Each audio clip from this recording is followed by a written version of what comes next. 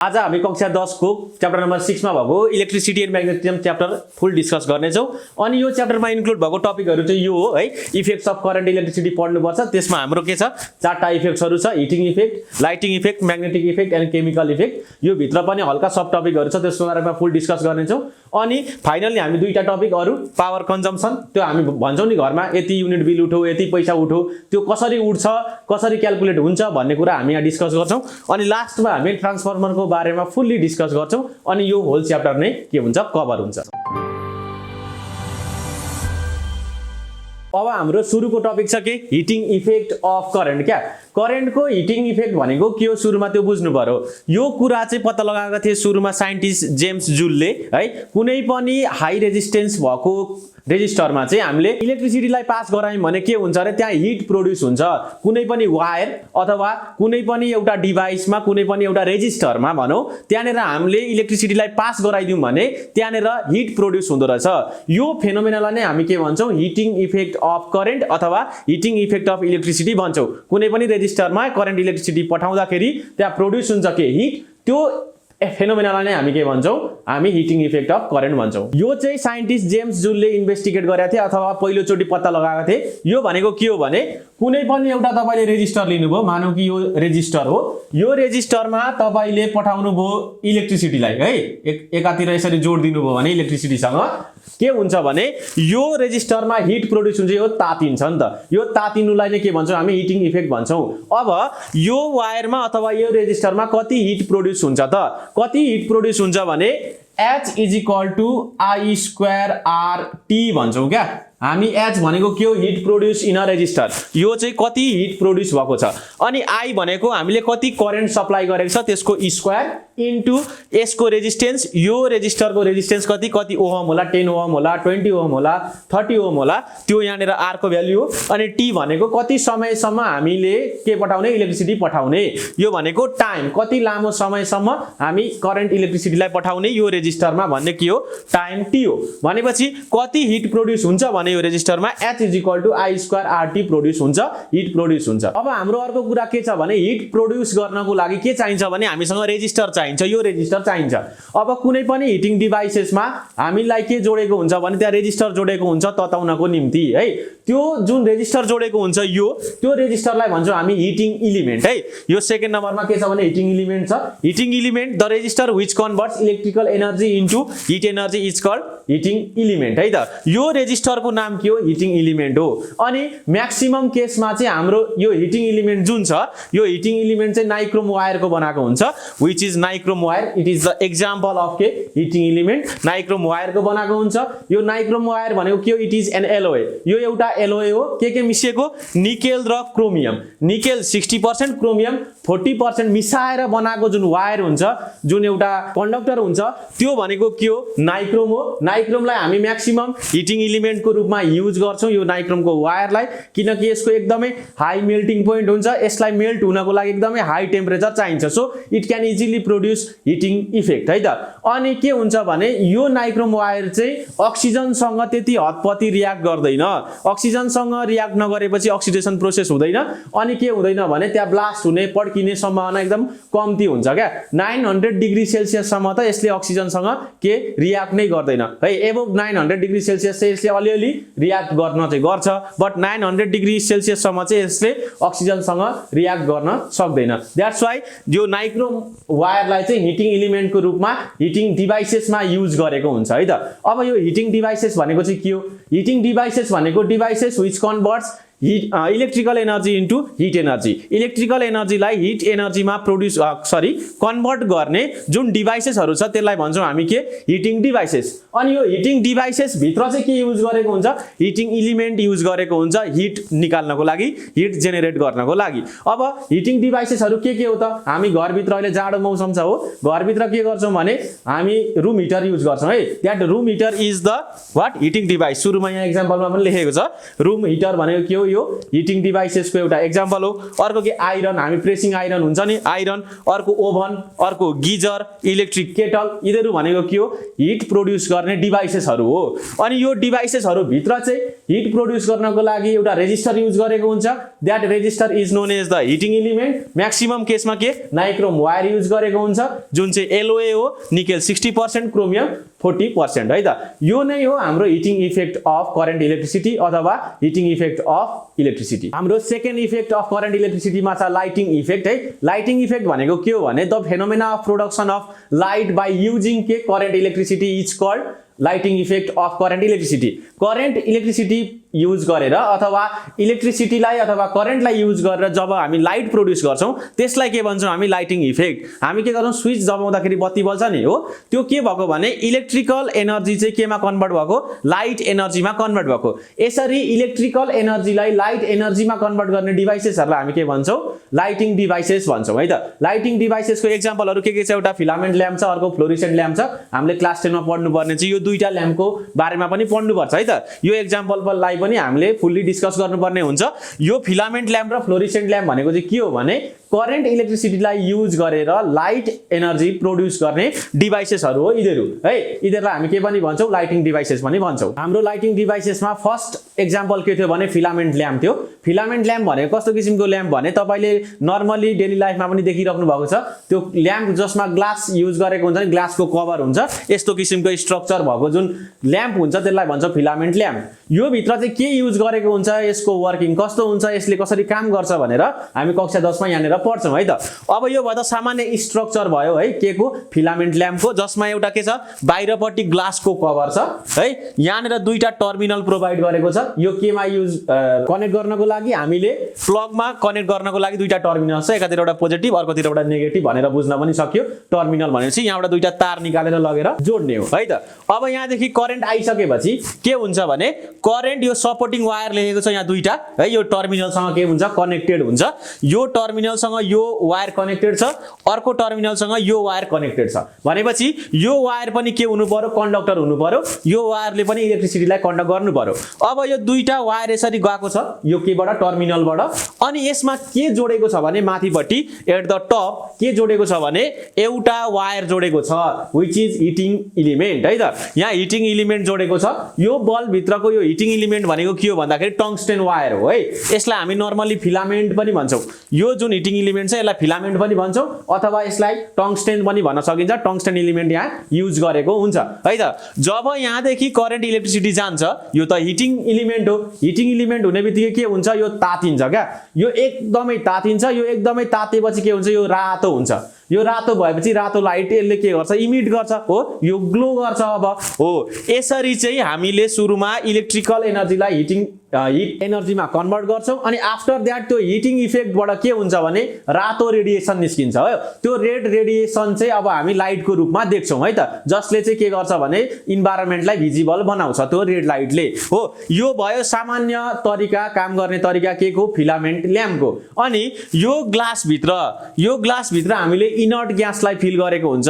Inert gas भनेको के हो भन्दाखेरि those gases which do not react with other elements or the compound है त। अरु एलिमेन्ट र कम्पाउन्डसँग सजिलै रियाक्ट गर्दैन इनर्ट ग्यासेसहरुले। जस्तो नाइट्रोजन आर्गन भयो यिनीहरु इनर्ट ग्यासेस हो। यिनीहरुले हतपति अरु कुनै एलिमेन्ट अथवा अरु कुनै कम्पाउन्डसँग रियाक्सन गर्दैन है त। रियाक्सन नगरिसकेपछि यहाँ भित्र हामी के फिल गर्छौं इनर्ट ग्यासेस फिल गर्छौं। यो किनभने यो इनर्ट ग्यासले चाहिँ यहाँनेर यो हिट दिँदै गरेको यो फिलामेन्ट जुन छ योसँग रियाक्ट नगरोस् भनेर है त।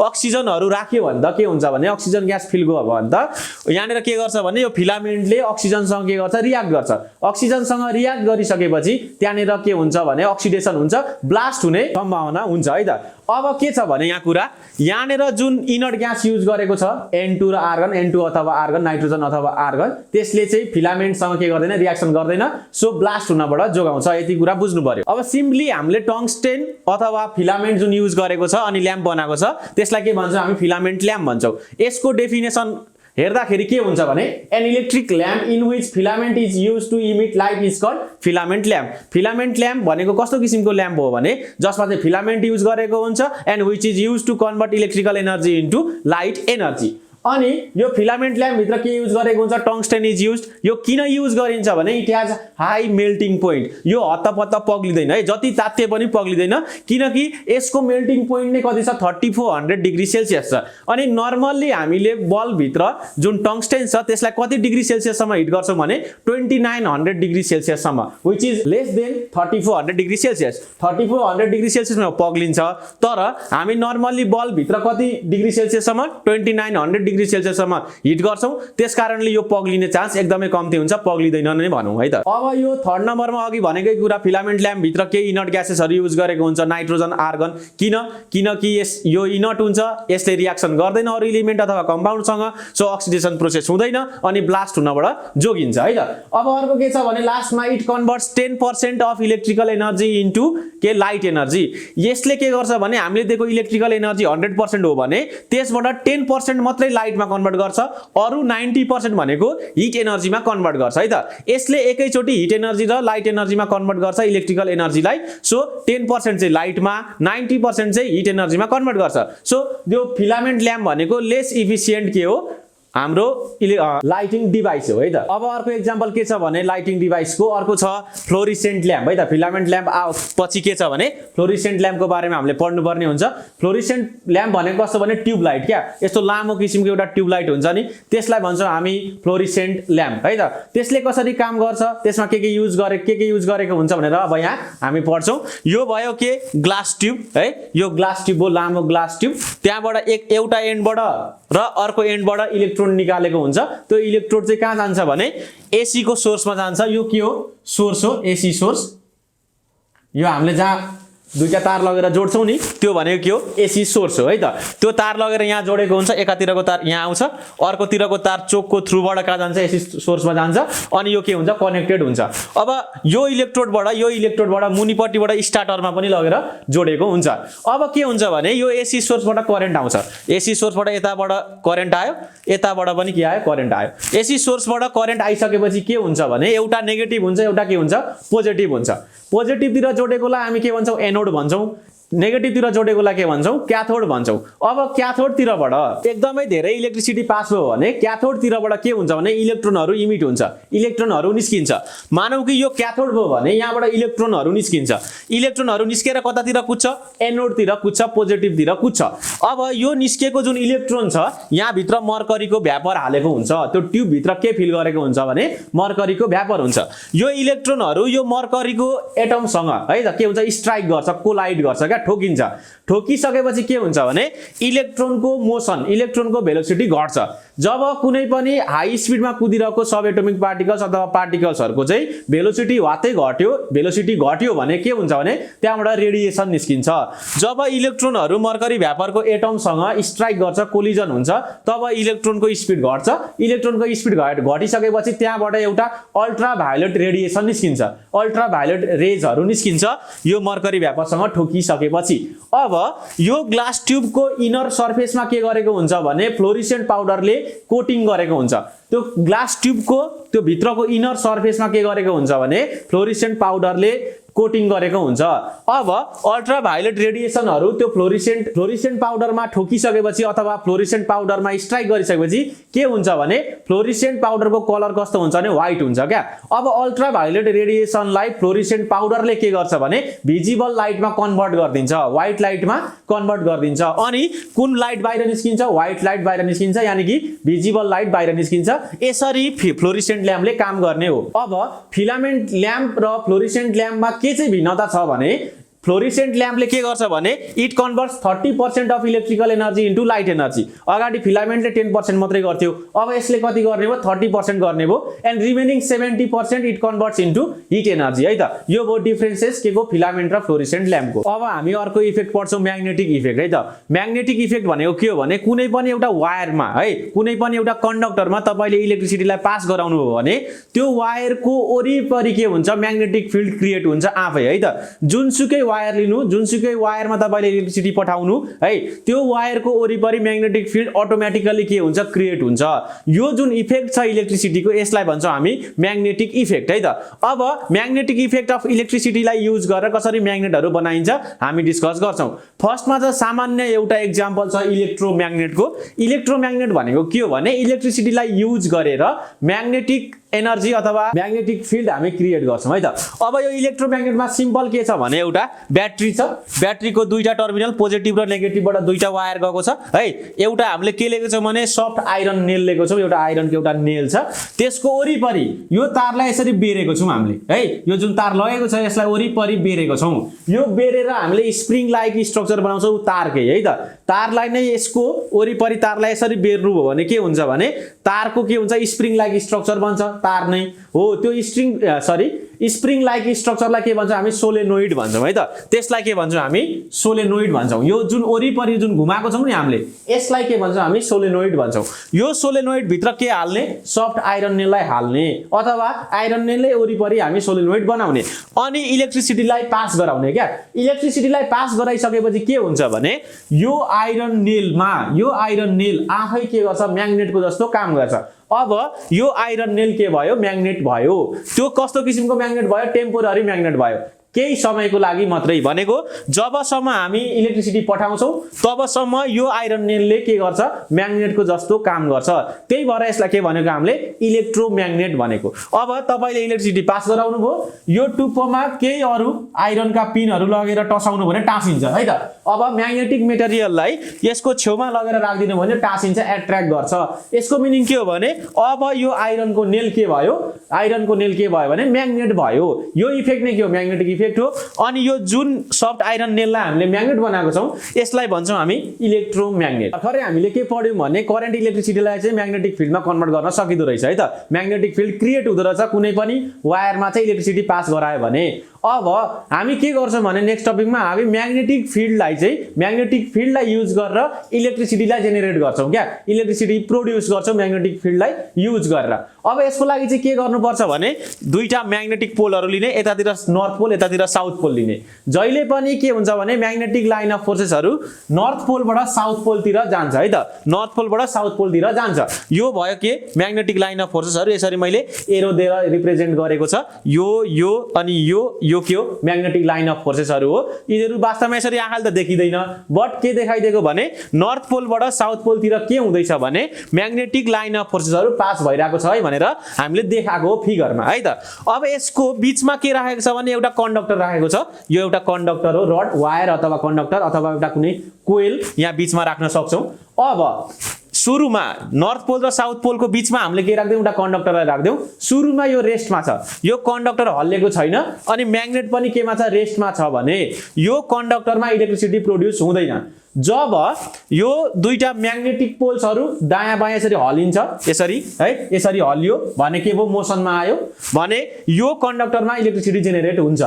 अथवा यो नर्थ पोल र साउथ पोल रेस्टमै छ अनि के हल्लाइदिउँ हामीले बीचको कन्डक्टरलाई यसरी हल्लाइदिउँ भने के हुन्छ भने यो कन्डक्टरमा इलेक्ट्रिसिटी जेनेरेट हुन्छ। इलेक्ट्रिसिटी यहाँनिर दुई किसिमले जेनेरेट हुने भयो के एउटा म्याग्नेट पनि मोसनमा आयो भने इलेक्ट्रिसिटी प्रोड्युस हुने भयो, अर्को कन्डक्टर आफै मोसनमा आयो भने के हुने भयो इलेक्ट्रिसिटी जेनेरेट हुने भयो। अब यहाँ के गर्यौं भने हामीले म्याग्नेटिक फिल्डलाई म्याग्नेटिक लाइन अफ फोर्सलाई युज गरेर हामीले यो कन्डक्टरमा इलेक्ट्रिसिटीलाई प्रोड्युस गर्यौं। अब यो कन्डक्टरमा इलेक्ट्रिसिटी प्रोड्युस भएको छ कि छैन भनेर चेक गर्नको लागि चाहिँ यो एन्ड र यो एन्डबाट वायर निकालेर ग्याल्भानोमिटरमा लगेर कनेक्ट गर्दिने। ग्याल्भानोमिटर भनेको यस्तो डिभाइस हो जसले चाहिँ स्मल अमाउन्ट अफ करेन्टलाई पनि डिटेक्ट गर्न सक्छ है त। यो कन्डक्टरमा यदि है करेन्ट इलेक्ट्रिसिटी प्रोड्युस भयो भने त यहाँदेखि के कुद्छ इलेक्ट्रिसिटी कुद्छ, करेन्ट कुद्छ। करेन्ट कुद्ने बित्तिकै ग्याल्भानोमिटरले के गर्छ यसरी डिफ्लेक्सन देखाउँछ, निडल हुन्छ ग्याल्भानोमिटरमा निडल हुन्छ, त्यसले के गर्छ डिफ्लेक्सन देखाउँछ, करेन्ट आउने बित्तिकै डिफ्लेक्सन देखाउँछ हो। यसरी थाहा हुन्छ कि यो कन्डक्टरमा करेन्ट इलेक्ट्रिसिटी जेनेरेट भयो कि भएन भनेर। यो जुन प्रोसेस छ, यो जुन दुईटा relative motion between conductor and magnet ले गर्दाखेरि इलेक्ट्रिसिटी प्रोड्युस हुने यसलाई के भन्छौँ हामी इलेक्ट्रोम्याग्नेटिक इन्डक्सन भन्छौँ है त। यो जुन होल फेनोमेना छ यसलाई के भन्छौँ इलेक्ट्रोम्याग्नेटिक इन्डक्सन भन्छौँ। यसको निम्ति चाहिँ के हुनु पर्यो भने कि म्याग्नेट मोसनमा आउनु पर्यो कि दुईटै मोसनमा आउनु पर्यो, यो कन्डक्टर र यो म्याग्नेट, अथवा यो कन्डक्टर मोसनमा आउनु पर्यो, तब यो कन्डक्टरमा इलेक्ट्रिसिटी प्रोड्युस हुन्छ। त्यसलाई के भन्छौँ हामी इलेक्ट्रोम्याग्नेटिक इन्डक्सन भन्छौँ। अब हाम्रो अर्को एउटा सामान्य टपिक छ है त मोटर इफेक्ट भन्ने। मोटर इफेक्ट भनेको पनि इलेक्ट्रोम्याग्नेटिजममै पर्छ। यसमा चाहिँ के हुन्छ भने एउटा कुनै कन्डक्टरलाई लिने, कन्डक्टरलाई दुईटा पोइन्टमा फिक्स गर्ने है त। दुईटा पोइन्टमा फिक्स गरौँ, तर के हुनु पर्यो भने यो फिक्स गरेको पोइन्टको वरिपरि यो घुम्न सकोस् है त। जस्ट टच गराउने यो पोइन्ट र यो पोइन्टमा केलाई यो बीचको कन्डक्टरलाई टच गराउने। अब टच गराइसकेपछि एउटा एन्डबाट नेगेटिभ टर्मिनलमा जोड्ने, अर्को एन्डबाट कहाँ जोड्ने पोजिटिभ टर्मिनलमा जोड्ने, यानी कि यो कन्डक्टरमा हामीले इलेक्ट्रिसिटीलाई पास गराउने। पास गराइसकेपछि यो कन्डक्टरलाई नर्थ पोल र साउथ पोलको बीचमा लगेर राख्ने। यसको मिनिङ के हो भने हामीले अब यो कन्डक्टरलाई म्याग्नेटिक फिल्डमा लगेर राख्नु पर्यो। म्याग्नेटिक फिल्डमा जब कुनै एउटा करेन्ट क्यारिङ कन्डक्टर लगेर राखिन्छ तब के हुन्छ भने यो घुम्न थाल्छ, यो कन्डक्टर के आउन थाल्छ मोसनमा आउँछ। मोसनमा आउनुको मिनिङ के हो, यो अब वरिपरि घुम्न थाल्छ। कसरी? यसरी घुम्न थाल्छ, यसरी वरिपरि यसरी घुम्न थाल्छ। यो एउटा कुनै पनि करेन्ट क्यारिङ कन्डक्टर भयो है। यसलाई एउटा एन्डबाट पोजिटिभ अर्को एन्डबाट नेगेटिभमा लगेर जोड्यौँ, अनि यताबाट र यताबाट के दिएको छ म्याग्नेटिक फिल्ड दिएको छ, अथवा नर्थ पोल र साउथ पोल राखेको छ भने के हुन्छ भने यो यसरी फनफन घुम्छ है। यो कन्डक्टर यसरी वरिपरि घुम्छ, फनफनी घुम्छ। यो इफेक्टलाई के भन्छौँ भने हामी यसलाई मोटर इफेक्ट भन्छौँ है त। When current carrying conductor is placed in magnetic field then it rotates अथवा then it moves है त। यो के गर्छ मुभ गर्न थाल्छ। यसको मिनिङ के हो भने यसलाई के भन्छौँ हामी मोटर इफेक्ट भन्छौँ। हाम्रो नेक्स्ट टपिक छ ट्रान्सफर्मर है। ट्रान्सफर्मर हामीले पढ्नु पर्ने हुन्छ। ट्रान्सफर्मर भनेको चाहिँ के हो भने वास्तवमा कहिलेकाहीँ भोल्टेज कम्ती आउँछ, कहिलेकाहीँ भोल्टेज धेर हुन्छ नि त। जहाँ प्रोडक्सन हुन्छ जुन एसी को प्रोडक्सन हुन्छ त्यहाँनिर के हुन्छ भने हाई एसी हुन्छ, त्यहाँनिर एकदमै हाई भोल्टेजको एसी जेनेरेट हुन्छ। त्यसले चाहिँ इलेक्ट्रिकल डिभाइसेसहरू काम गर्दैन, किनकि इलेक्ट्रिकल डिभाइसेसहरू त लो भोल्टेजमा काम गर्ने हुन्छ। जहाँ प्रोड्युस भएको छ त्यहाँभन्दा त निकै कम्तीमा काम गर्ने अरू इलेक्ट्रिकल डिभाइसेसहरू हुन्छ। भनेपछि त त्यो सोर्सबाट के गर्नु पर्यो भने भोल्टेजलाई घटाएर ल्याउनु पर्ने हो नि त। हो, त्यो भोल्टेजलाई घटाएर ल्याउनको निम्ति एउटा इलेक्ट्रिकल डिभाइस युज हुन्छ, त्यसलाई भन्छौँ हामी ट्रान्सफर्मर। कहिलेकाहीँ के हुन्छ भने भोल्टेज कम्ती हुन्छ, भोल्टेजलाई बढाएर हामीले काम गर्नुपर्ने हुन्छ। त्यतिखेर के गर्नुपर्ने भयो भन्दाखेरि आएको भोल्टेजलाई हामीले बढाएर निकाल्नु पर्ने भयो। हो, अब यहाँ दुईटा कन्डिसन भयो कि कम्ती हुन्छ भोल्टेज कि धेर हुन्छ भोल्टेज। कम्ती भोल्टेज भयो भने बढाउनु पर्यो, हो, धेर भयो भने के गर्नु पर्यो घटाउनु पर्यो। हो, यो दुईटै कन्डिसनको लागि हामीले युज गर्ने ट्रान्सफर्मर नै हो। ट्रान्सफर्मर भनेको चाहिँ कस्तो खालको इलेक्ट्रिकल डिभाइस हो भने लो एसी भोल्टेजलाई हाई एसी भोल्टेज बनाउने अथवा हाई एसी भोल्टेजलाई लो एसी भोल्टेज बनाउने जुन डिभाइस हुन्छ त्यसलाई भन्छौँ ट्रान्सफर्मर। एउटा हुन्छ लोलाई हाई बनाउने, त्यसलाई के भन्छौँ हामी स्टेप अप ट्रान्सफर्मर।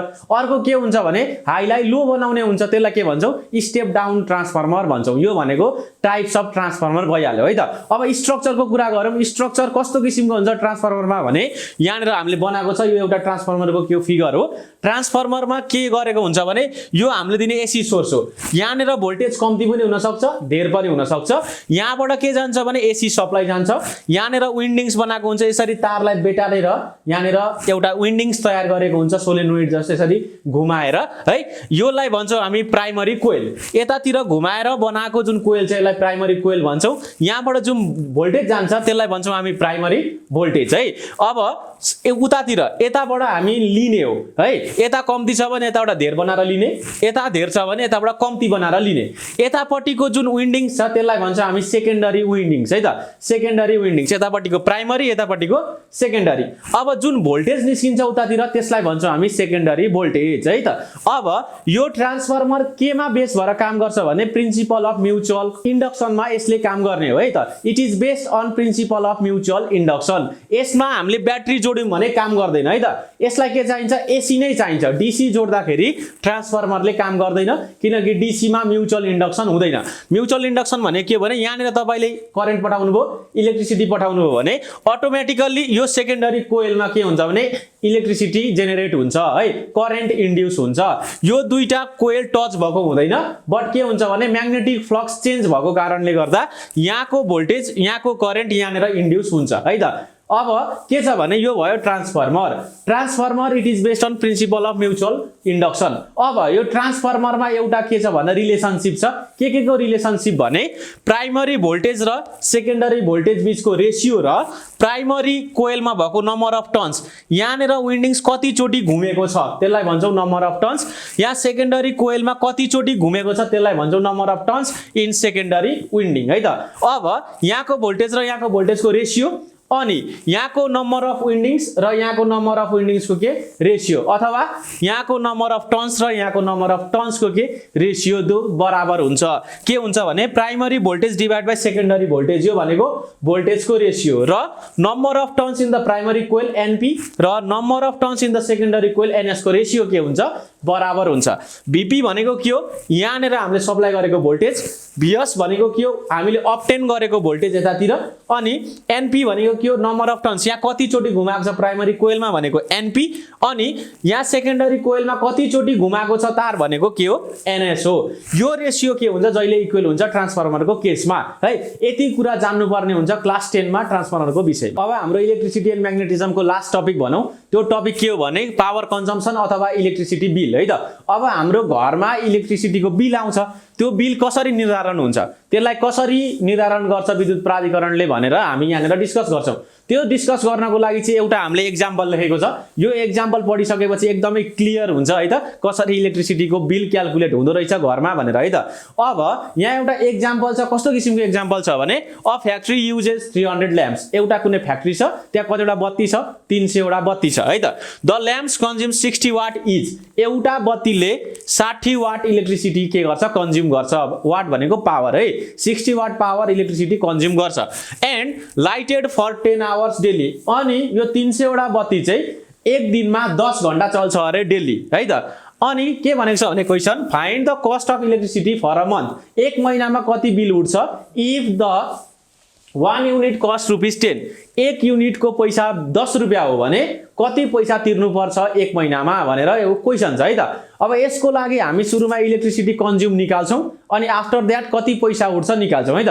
त्यो कसरी गर्छौं भने एउटा सिम्पल टेक्निक, एउटा फर्मुला पनि छ है कसरी क्याल्कुलेट गर्छौं भनेर है त।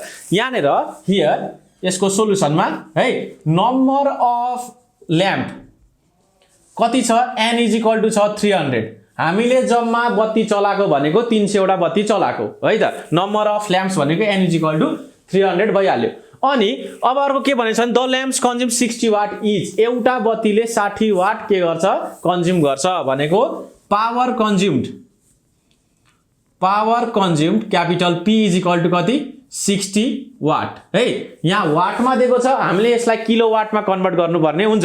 वाटलाई किलोवाटमा कन्भर्ट गर्नलाई के गर्नुपर्छ भने 60 डिभाइड बाइ 1000 है त। वाटलाई किलोवाटमा लानको लागि डिभाइड बाइ 1000, किलोवाटलाई वाटमा लानको लागि मल्टिप्लाई बाइ 1000 है त। यो याद गर्नु।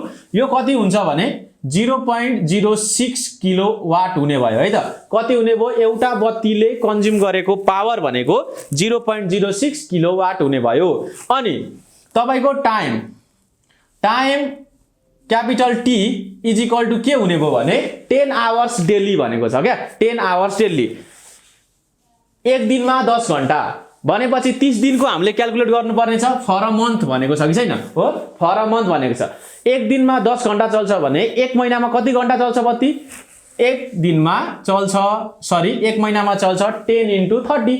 एक दिनमा 10 घण्टा, 30 दिनमा कति 30 × 10 कति हुने भयो 300 आवर्स चल्ने भयो के हाम्रो बत्ती जम्मा 30 दिनमा। भनेपछि अब इलेक्ट्रिसिटी कति कन्ज्युम भयो त हाम्रो? इलेक्ट्रिसिटी कन्ज्युम्ड क्यापिटल E = के हुन्छ हाम्रो फर्मुला P × N × T हुन्छ है त। के हुने रहेछ electricity consume = P × N × T। Power कति निकालेको छ हामीले किलोवाटमा हेर्नुपर्ने हुन्छ। 0.06 * N भनेको कतिवटा बत्ती छ 300 वटा छ 300 * एक महिनामा कति घण्टा चल्यो 300 घण्टा चल्यो भनेको 300 कति आउँछ भने 5400 किलोवाट आवर आयो क्या। KWH आयो किनकि पावरको नम्बरको युनिट हुँदैन हो। पावरको युनिट के छ किलोवाट छ, टाइमको युनिट कति छ आवर्स छ भनेको पावर र हामीले टाइमलाई मल्टिप्लाई गरेको भनेपछि त किलोवाट आवर हुने भयो यसको युनिट हो। ल हेर्नुस् 5400 किलोवाट आवर आयो हाम्रो के इलेक्ट्रिसिटी कन्ज्युम। जति इलेक्ट्रिसिटी कन्ज्युम आउँछ त्यति युनिट बिल उठ्छ भनेको E = 5400 किलोवाट आवर आयो भनेपछि हाम्रो बिजुलीको बिल उठ्छ 5400 युनिट उठ्छ है त। भनेपछि युनिट्स कन्ज्युम्ड कति हुने भयो भने क्यापिटल U = 5400 युनिट। जति किलोवाट आवरमा आउँछ त्यति नै हो हाम्रो युनिटमा कन्ज्युम भएको इलेक्ट्रिसिटी। अब 1 युनिटको पैसा कति छ 10 रुपैयाँ छ। 1 युनिटको पैसा 10 रुपैयाँ भने टोटल कस्ट कति आउने भयो? टोटल कस्ट T = के हुने भयो भन्दा 5400 युनिट उठेको छ। 1 युनिटको कति 10 रुपैयाँ भनेपछि 5400 × 10 हुने भयो। इट इज 54,000 रुपीज है त। हाम्रो 1 महिनामा बिजुलीको बत्ती कति तिर्नुपर्छ 54,000 रुपीज हो। यसरी सरी यहाँनिर टोटल कस्टलाई टीसी लेख्यौं किनकि टाइम र यो जुझ्ने भयो है। टोटल कस्टलाई मैले टीसी लेख्दै। टीसी = कति आउने भयो 54,000 रुपीज आउने भयो। This is our answer. यसरी हामी क्याल्कुलेट गर्छौं घरमा कति बिजुलीको बिल उठ्छ भनेर।